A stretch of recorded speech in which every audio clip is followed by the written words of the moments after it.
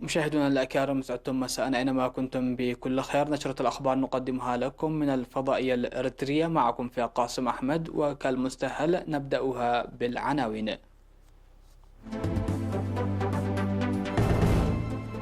حاكم عنسبة يتفقد الخدمات الاجتماعية في مديرية علا برعد. المواطنون في القاشبركة يلقون إيجارات البيوت.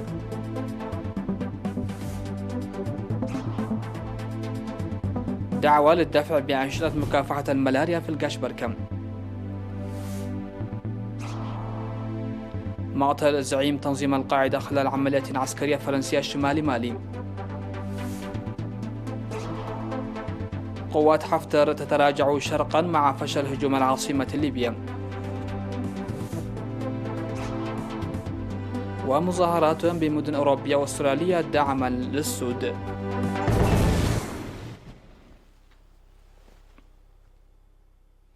أهلا بكم إلى تفاصيل النشرة.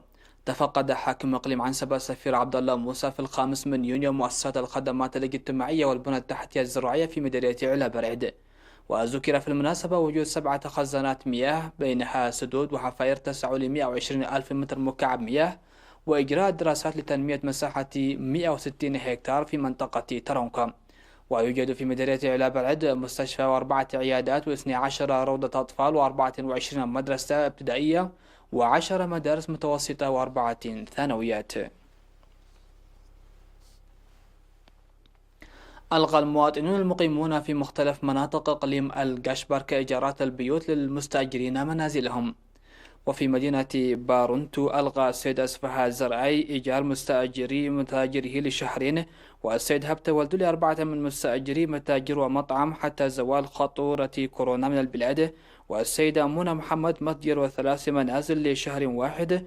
والسيدة عبا قبرة سائل مقيمة في مندفرة ل3 مستأجرين لشهر واحد.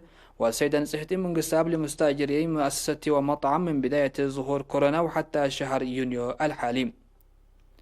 كما ألغت السيدة زهراء عبد القادر من مدينة قردات إيجار ل4 مستأجرين حتى زوال كورونا من البلاد.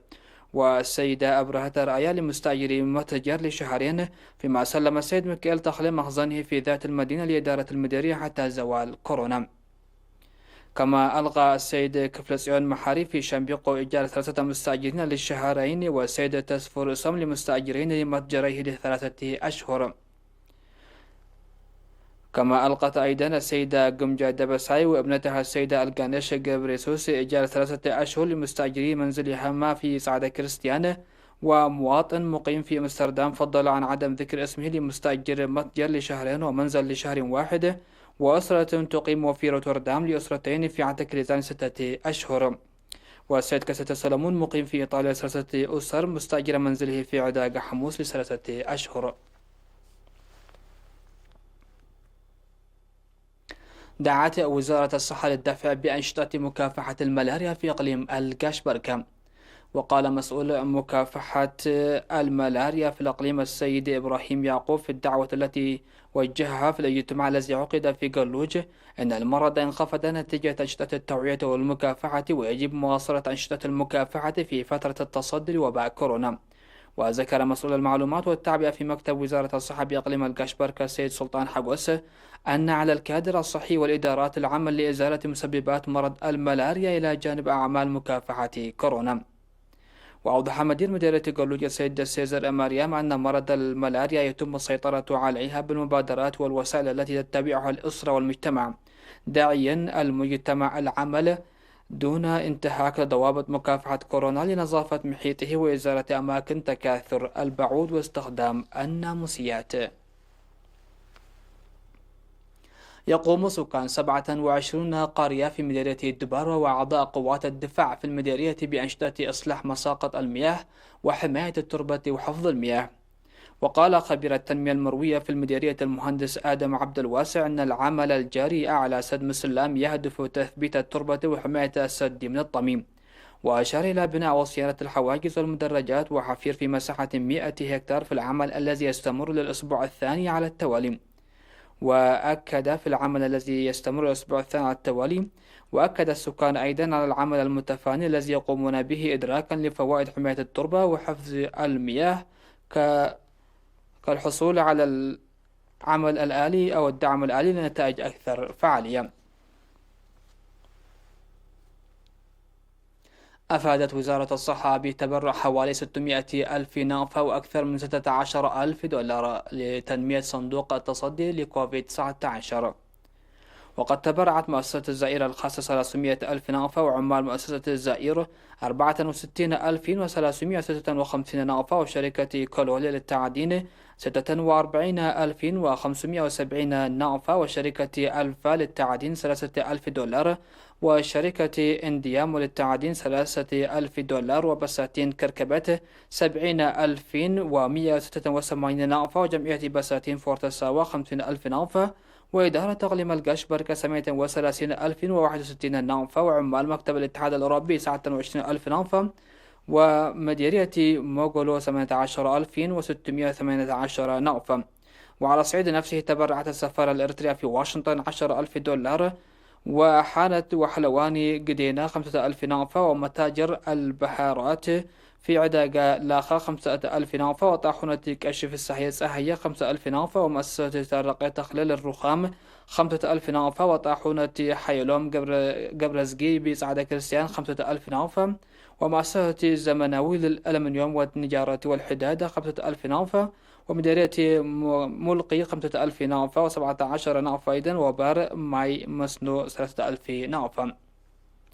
وتبرعت ورشة أسرة ألم تخستي 3,000 نافة، وإدارة مديرية أغوردات 2,454 نافة، وإدارة مديرية غونيا 2,325، وكل من جمعية بعلم مريم مقركال مديرية سرجال المقيمين في أسمرة وحان تسفاي ملس، وجمعية بعلم رزقابهير لأبناء تمزأ من دفر 2,000 نافة، وكل من جمعية صيادي الأسماك في تشيسكو بارنتو، ومتجر أسمروم تارقة لمواد الكهرباء، ومتجر مع ذهب مريم للإلكترونيات والمواقد 1,500 نافة، وجمعية قدوس يوحنس مطمق تدرر المقيمين في أسمر 2,000 نافة، وكل من دكان تسفالدات أمارة وجبريلة لتصفيف الشعر ببيت مخاء، وطاحونة الزفان زيد للفلفل الأحمر في مدبرة، وفنفال الإلكترونيك، ومقلق عبد السلام محمد أمان، ودك زرقول الألبان، وكابيل كافيه 1,000 نافة، وخدمات مياه دك أمحرة 587 نافة، وعدد من المواطنين حوالي 8,200 نافة. مشاهدينا الأكارم، فاصل قصير ومن ثم نعود لمتابعة الأنباء على الصعيد العالمي، فابقوا معنا.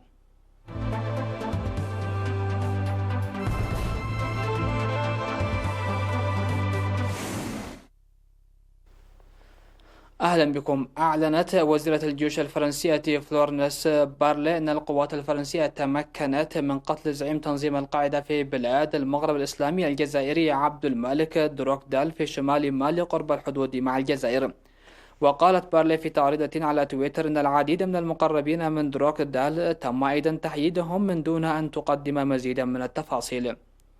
وأشارت الوزيرة إلى أن عبد الملك دروكدال عضو اللجنة التوجيهية لتنظيم القاعدة كان يقود كل مجموعات القاعدة في شمال إفريقيا وقطاع الساحل، بما في ذلك جماعة نصرة الإسلام والمسلمين، إحدى الجماعات الإرهابية الرئيسية الناشطة في الساحل.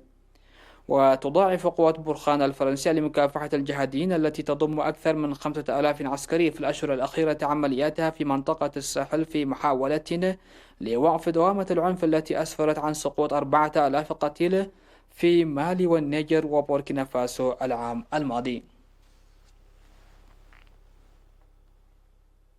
سيطرت القوات الموالية للحكومة الليبية المعترف بها دوليا على آخر معقل رئيسي لقائد قوات شرق ليبيا خليفة حفتر قرب طرابلس، وتقدمت إلى الجنوب بعد انهيار مفاجئ لحملة بدأها حفتر على العاصمة قبل 14 شهرا. وقالت مصادر عسكرية في قوى شرق ليبيا أنها انسحبت من مدينة ترهونة واتجهت صوب سرت على الساحل إلى الشرق وقاعدة الجفرة الجوية في وسط ليبيا. وبهذا التقدم بسطت حكومة الوفاق الوطني والقوات الموالية لها سيطرتها على معظم أنحاء شمال غرب ليبيا، واستردت الكثير من المكاسب التي أحرزها حفتر منذ العام الماضي عندما بدأ الزحف نحو طرابلس. وقد ترسخ مكاسب حكومة الوفاق الوطني تقسيم ليبيا الفعلي إلى مناطق تسيطر عليها حكومتان متنافستان في الشرق والغرب، وتدعمهما قوى أجنبية تتصارع على النفوذ الإقليمي. خرج آلاف المتظاهرين إلى الشوارع بمدن أوروبية وأستراليا للتعبير عن تأييدهم للاحتجاجات الأمريكية ضد وحشية الشرطة. وتعكس الاحتجاجات المستمرة التي انتشرت في أنحاء العالم تصاعد الغضب إزاء معاملة الشرطة للأقليات، وهو الأمر الذي أثاره مقتل جورجيو فلويد في مدينة مينيابوليس الأمريكية يوم 25 من مايو بعد أن جثم ضابط الشرطة بركبته على رقبته. وشهدت أوروبا موجة غير مسبوقة من المظاهرات المناهضة للعنصرية شهدت خروج عشرات الآلاف إلى الشوارع. ففي العاصمة البريطانية لندن احتشد آلاف المتظاهرين في ساحة مبنى البرلمان البريطاني وهم يرتدون كمامات الوجه وسط تهديد فيروس كورونا المستجد. وفي برلين اكتظت ساحات ألكسندر في وسط العاصمة الألمانية بالمتظاهرين، وأقيمت مظاهرات احتجاجية أخرى في هامبورغ.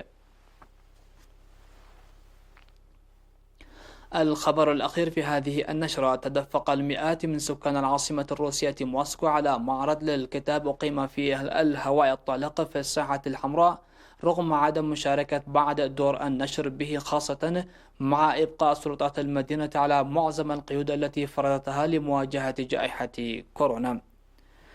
ونفذ منظم المعرض السنوي الذي زاره العام الماضي 300 ألف شخص عدة إجراءات من شأنها كبح انتشار الفيروس، ومن ذلك تحديد مسافة متر بين كل مقعد والآخر، وإجراء فحص للزائرين قبل دخولهم بقياس درجة الحرارة. إلا أن دور نشر مستقلة رفضت المشاركة، مشيرة إلى المخاطر الصحية المحتملة وراء ذلك. وسجلت روسيا حتى يوم السبت نحو 460 ألف حالة إصابة مؤكدة بفيروس كورونا المستجد، وهو ثالث أعلى معدل إصابات بالفيروس في العالم بعد الولايات المتحدة والبرازيل. مشاهدينا الأكارم، هكذا نكون قد وصلنا وإياكم إلى نهاية نشرة هذا المساء. هذه تحيات وتحيات الفريق العامل، ودمتم في أمان الله.